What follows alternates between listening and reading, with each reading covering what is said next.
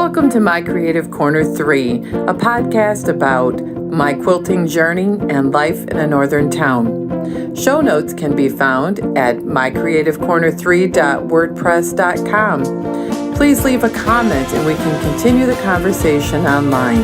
My name is Vicki and I'll be your hostess.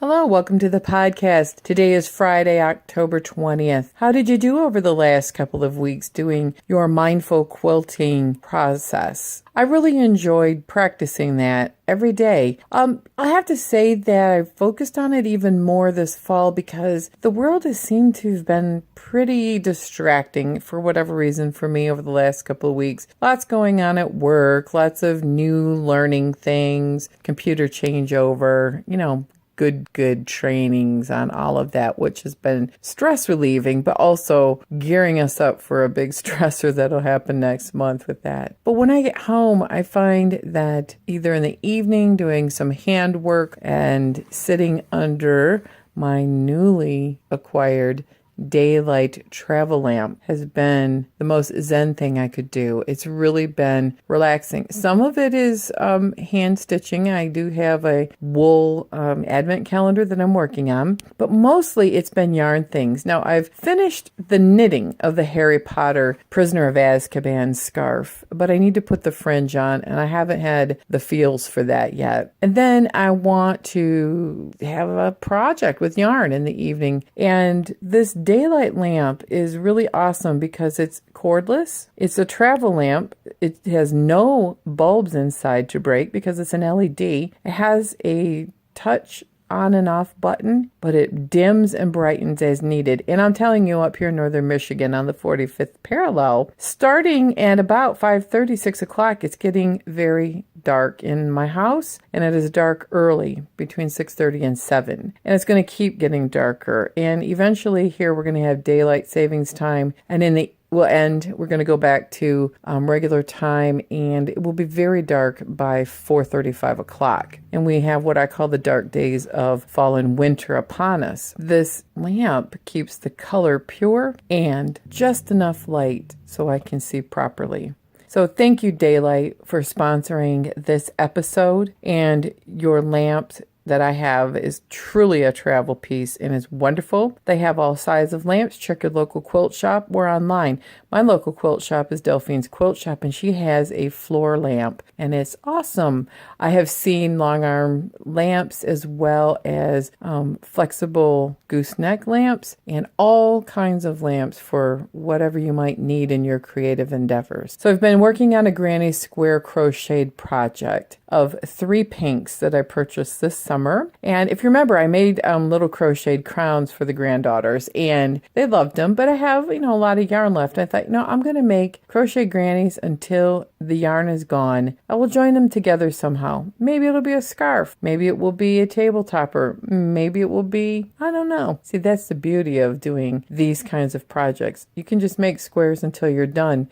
And if I want, I could even make just a crocheted bunting or something ridiculous, because it's more of a Zen type of approach. And this yarn was inexpensive, and it's just great for rhythmic, deep breathing and relaxing. Remember, when I approach most of my creative endeavors, I have that deep breath in, hold it for a second, slowly release it. And I don't allow my mind to spin and whir and fret and worry. It's cleared, it's focused right on what I'm doing at the moment. That's what's so great about art and crafts. So in the quilting front, I am really kind of at a in-between phase.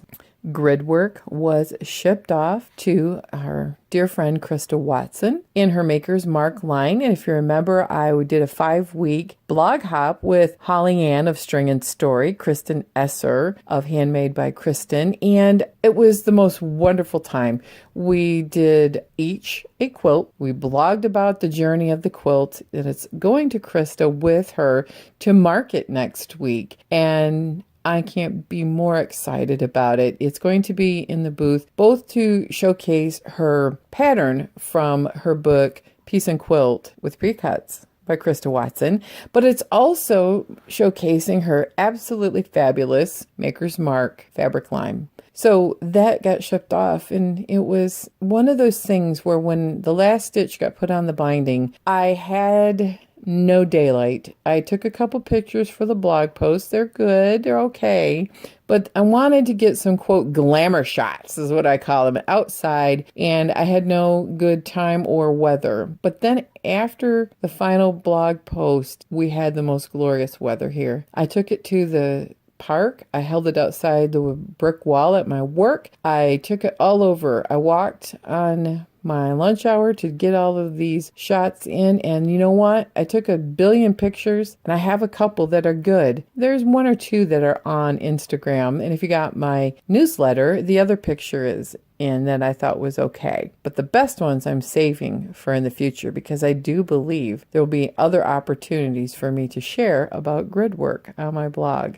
So I'm hoping that the quilt is received well and in good condition by Krista, and that as it makes its journey to help her in launching both her book and her line, that it shows well. You know, I really did work super hard on it, and I'm pretty excited, proud, and relieved all at the same time about the finish of that quilt. But you know, when you finish one quilt and you go to what am I going to do next, sometimes I get a little bit of depleted maybe. Creativity is sparking because I have had a energizing experience yesterday. But you know, prior to that, I'm kind of like, okay, I have a collection of blocks for my Pat Sloan's children's library that I purchased some coordinating background fabric. No, it's actually the same fabric in the line at my local quilt shop had it. It was amazing that they did. So I got 1.5 yards, and now I got to figure out how I want to assemble that particular project. And then I also have a mini grid work with my variation is what it is. And I have a test block of every quilt block in the book of Krista's Piece and Quilt, and that's in the drawer. So those are going to be UFOs at the time, for this time being. Because I got looking at a couple of, I really need to do some long arming for myself. I have 2 charity quilts and a gift that need to get done. And so the first thing on the frame is a small shop sample for Delphine's, and it's a Bargello quilt. And so I've been thinking hard about how to do this. She wants to emphasize the curve in the color changes of the Bargello.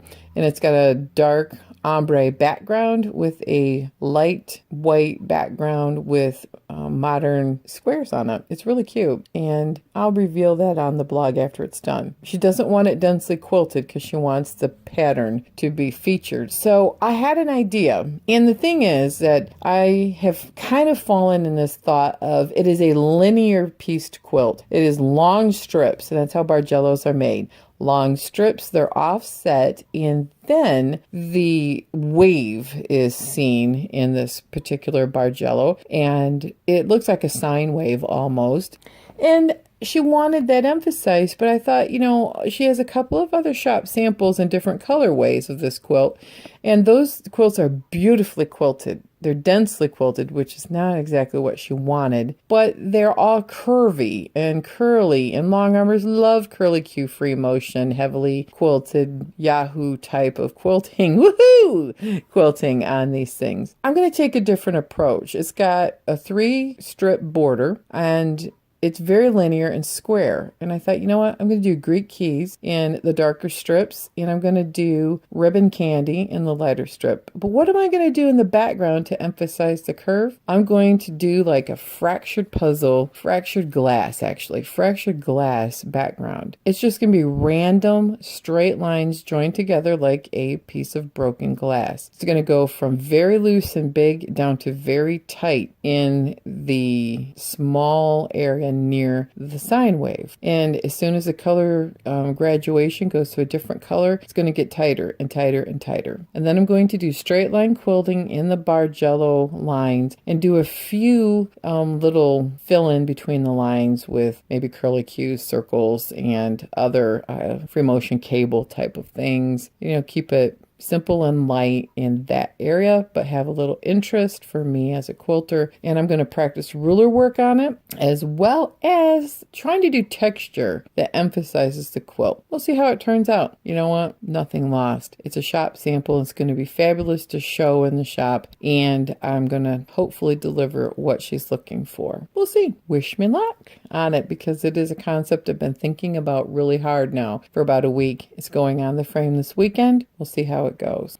The other thing is I have a tartan gift quilt. It's tartan fabric alternating with a hunter's green solid. So what I got to do is figure out this border. I've been pondering it for a month, and I need to get it done because I need to thank this person for all the help he has given. And I decided that the border, I don't have enough of that green to float the quilt in a border. But I thought I have a great dark colored grunge, a gray, charcoal gray. And I wanted to break it up a little bit because I don't know that there's enough of this grunge to do anything super special. But I thought I wanted to randomly place flying geese and little strips of tartan. Not like piano keys. I want it to be like almost a Fibonacci line, Fibonacci curve. It's a math term. I've heard it on Big Bang Theory, so I don't really know what it means. I took physics 100 years ago, and I took physics light.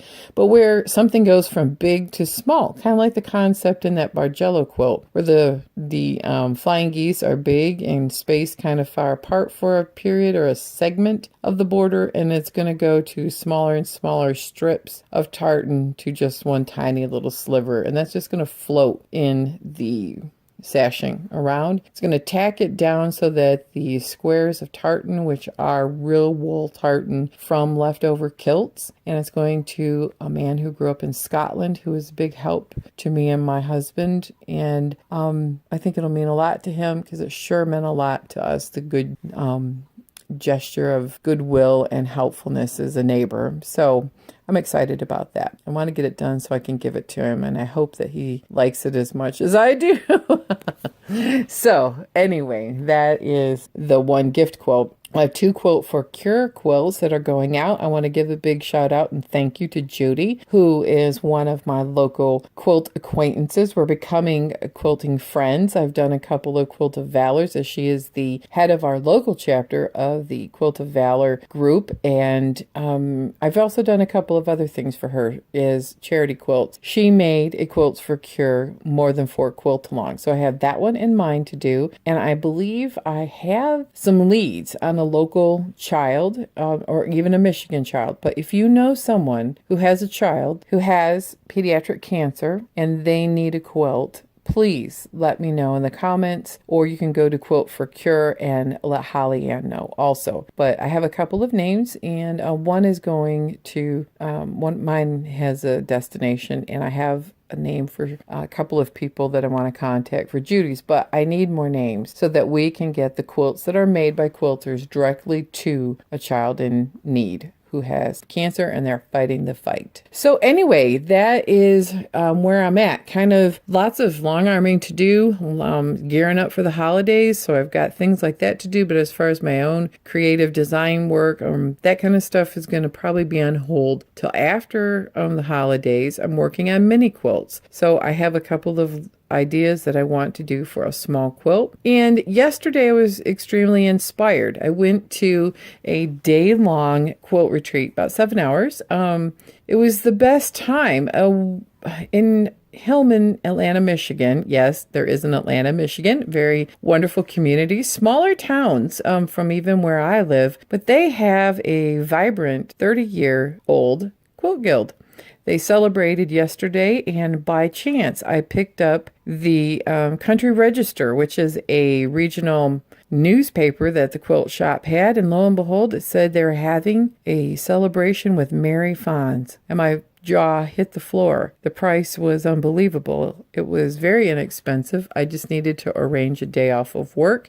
My mother came up from her 3-hour trip from her house to my house. And yes, in fact, we had 2 lectures from Mary Fons. They had the great layout. It was gift baskets, door prizes. Delphine was there from my local quilt shop, vending with other vendors, and people were there, and a wall of mini quilts was there that just inspired me so. Made from yo-yos, circles that were felt, pieced, everything. And I thought, I love the look of these mini quilts. I'm going to make several of them. I have one or two small ones already made, and I'm going to put them on one of my walls. And it's just going to be nothing but mini quilts. I just love that look. I've seen a couple of other quilters do it online or Instagram, and I love it. So that's my thing. Mary had some quilts that I've seen in Quilty and in some of her books, but I'm extremely inspired by a off-center log cabin that was there on display, and I believe that was made by one of the Quilt Guild members. But Mary Fons herself has made several quilts that I've been inspired to make, and I did remember last year the Emeralds quilt for my birthday, and that is one that Mary designed and made. I didn't quite get the whole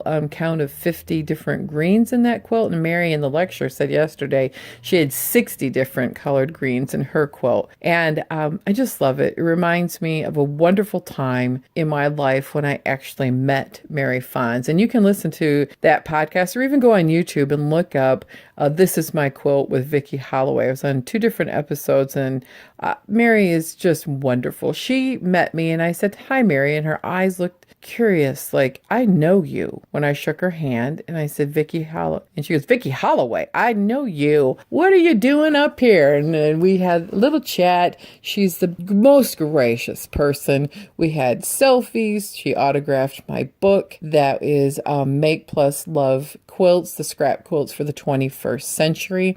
Enjoy the book. In that book, as well as in her trunk show, she showed a quilt that was nothing but half square triangles. Now, I've been thinking about doing a half square triangle quilt. And in fact, I think I'm going to do 2. One is going to be inspired by the traditional scrappy look that Mary has with a bright color and then a dark background that is the same dark background in every half square triangle. And the entire quilt is going to be small half square triangles. Then the other half square triangle quilt that I want to make, and it's going to be a mini quilt, is going to be nothing but half square triangles of bright, and it's going to be inspired more by the pattern going around the internet, a more modern look to the same thing called postcards from Sweden. And that is on my list of things to make, as well as, remember, my New York Beauty, which I'm going to make a mini quilt of after Christmas when I have a brain. And my local quilt group, we're not a guild, it's a circle of friends. They're going to do a challenge for a fiber exhibit at the Arts Council in the spring. Now they're doing self-portraits, and I'm just not an applique, not a free motion or a raw edge applique person, and I certainly don't want to do a self-portrait. I don't know why. It's not my thing. However, I do want to work on something for that particular display in a mini quilt. And I might do the New York Beauty with that, but I might do something else that's a little more modern and a little more artsy inspired. And I saw a great backdrop at church, believe it or not, and I think I'm going to make a mini quilt with that idea. I will reveal that as time goes by. I may want to do that as a larger quilt for proportion, but I might do a tester of it small in a mini quilt just to work out some potential problems. Gwen Marston did that, and she called it sketches, and I think that's what I might do. So that's where I'm at with quilting. And I want to say that Mary Fons also, besides the quilts that she inspired me by, were her words of encouragement, her words of, doing more than what you think you know is part of quilting. And it's certainly been part of my journey. And I learned so much, and the thing I had to chuckle about, she says, we make a quilt, we're a beginning quilter, and then we're intermediates for the rest of our lives, and that's where I'm at. I learned how to bind quilts really more properly in the last year. I'm still working on joining the ends, but I have found a couple of ways to do it that are not exactly the straight-on joining them by seams, because I have trouble with that. But it's working. Things are working in that. And I feel like, it's like anything else. The more you practice, the more you do, the better you get. I also was very encouraged by the fact that People seem to be more open now more than ever that it's okay to have a different genre of quilts that a quilt you're currently making is sitting in. It doesn't have to be, oh, I am a modern quilter and I'm going to always do modern quilts. That's not me. I'm more of a fusion quilter. I've always called myself that, fusion of styles. And I don't always pick quilts in one genre, just like I don't like music in one genre. When I played music, I never played in one genre. I always dipped my toe in the pool of each type of genre. I would find areas that I'm more comfortable. Like I like making contemporary quilts. They're traditionally based block ideas that are brighter colors, modern palette. I like to play around in the modern category. Maybe someday I'll do an art quilt, but there are times like my Pat Sloan, it is straight up a traditional quilt. Straight up. Traditional color, traditional blocks, and I love it. In fact, I don't think I can give it away. I like it so much. I'm probably going to keep it and just love making it and keeping it. That's me. I can't give them away. So she talked about a lot of things, and I won't, get into all the things she talked about because you got to hear her in person. She's the most fantastic storyteller and a great presenter. The second lecture, the first one was 10 things I know for sure. And then the second lecture was her quilt history lesson, and wonderful. And the book that she's selling is almost out of print. However, I know that there are places that you may be able to find the book. Totally enjoyed it. If you want to see a little video of the day with actually pictures of me and my mom and Mary and a little video, you can see it on YouTube.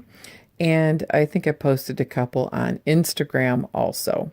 Where am I going from here? I don't know. I really, did I say really? Want to get my magazine quilt from Quilty 2013. All ties back to Quilty, doesn't it? Quilty and Mary Fons. It's Oceanfront, a quilt that I had printed in that particular magazine was published. I want to get that pattern written and polished up and posted to my website. That's my goals. I said it out loud.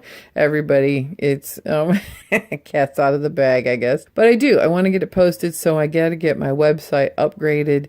I need to get a little technical help from a IT consultant that I'm going to hire and post several patterns for sale. That's where I'm going. And I'm finding it hard to sometimes translate what I did into the written word.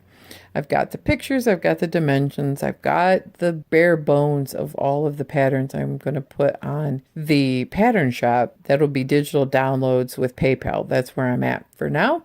But trying to translate it all into words, that's always fun, isn't it? I'm better at talking. I'm better at showing you in the pictures and maybe little videos, and getting patterns out are hard. But I'm going to do it. I'm going to see how I enjoy that process or if I don't. And I'm hoping that at some point I'm going to do some classes in January at the local quilt shop, and I'm hoping people will sign up for especially the beginners class, and then eventually have patterns to sell either via teaching or through the shop. So that's where I'm going from here. So to keep it all calm and together, I'm going to do hand stitching under my daylight lamp, and I'm going to do some sewing, and it's really what you do every day. A little pearl of wisdom that I picked up from reading. It's what you do every day that counts. And I'm going to apply that to other areas of my life, such as health. I need to do that, what I do every day. And as we wrap this podcast up, I want to say that I did start a patron section on my website. Why? Why am I taking on Daylight as a sponsor? Why am I taking on other sponsors? And why am I asking for patrons? Well, it does have a little bit of there is a financial cost to producing a podcast and maintaining a website, as well as equipment that I need to continue the podcast. And so if everyone who listened even donated $1, a one-time gift of $1, or a once-a-month gift of $1, it would help defray the cost of the production of the podcast, and I would be able to continue to improve upon production and maintaining the equipment and websites that I need to maintain. So I'm asking anyone who is enjoying this if you would consider, please, donating even a gift as small as $1, because it will all add up into being able to help me along in continuing the podcast and improving upon the production. I want to thank everyone for listening and for being so encouraging, and I want to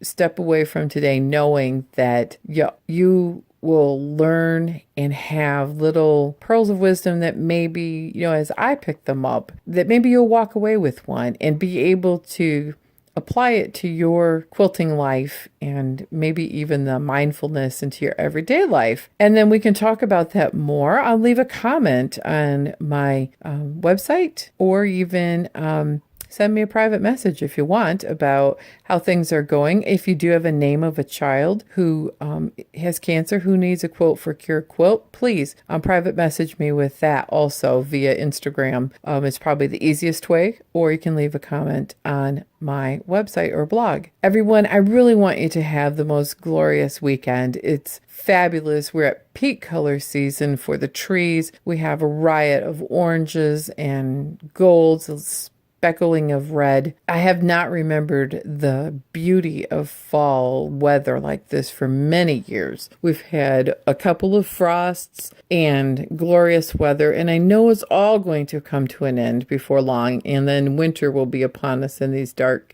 short days. But we are so enjoying it, and I will include a few pictures on the website, show notes, as well as links to Mary Fons and the video and all of that business that we talked about earlier.